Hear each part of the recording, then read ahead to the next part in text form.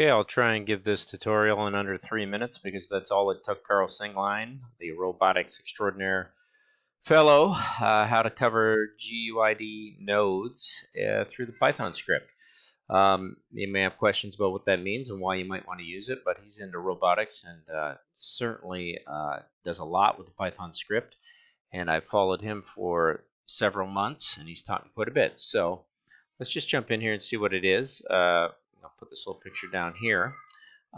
Basically, it's what he's taught me is you can go in to pretty much anything, and you can extract by hitting Control C on any node the data, which I just cut and paste with Control C into a panel tool. You can see here, looking into it, somewhere in there is the identifier, and I think you can find it in there. Oh, just got to look around for it. Yeah, there's the GUID identifier right there. I think that's it, running through that item.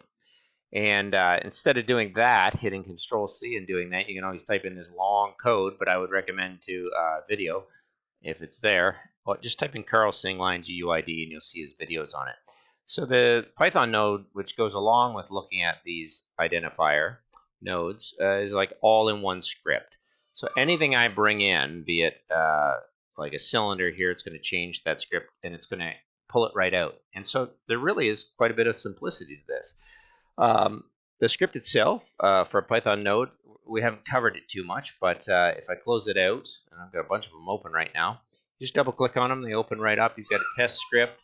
Everything will come in all the way through to import. Rhino script syntax is RS, and it's a very simple small script for input in Grasshopper environment.component.params.input for source in input.sources.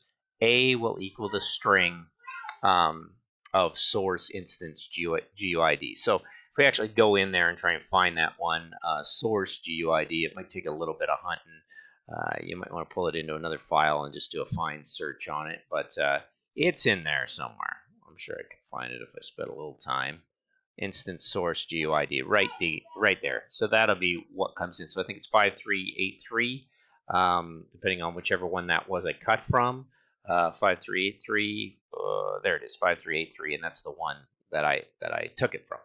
So that's it. Once you have that, keep that. Put it into a cluster, or put it into a snippet tool, which is what I have right here. I can just grab that, grab my component, pull it in, and anytime I want to grab that data for anything I might want to use. So if we go into, I don't know, grab a cylinder out, pop that into X, we will get that out of A, and there it is. So nice and easy and quick. He uses that all the time in robotics, and you can use it quite a bit. I'll show you some multiple scripts with it. I want to give credit to him because really I wouldn't be doing any of that if it wasn't for watching his videos. Simple enough. There's your geometries. Couldn't get, and enough said. 3 minutes. Said I'd do it in under, well, not under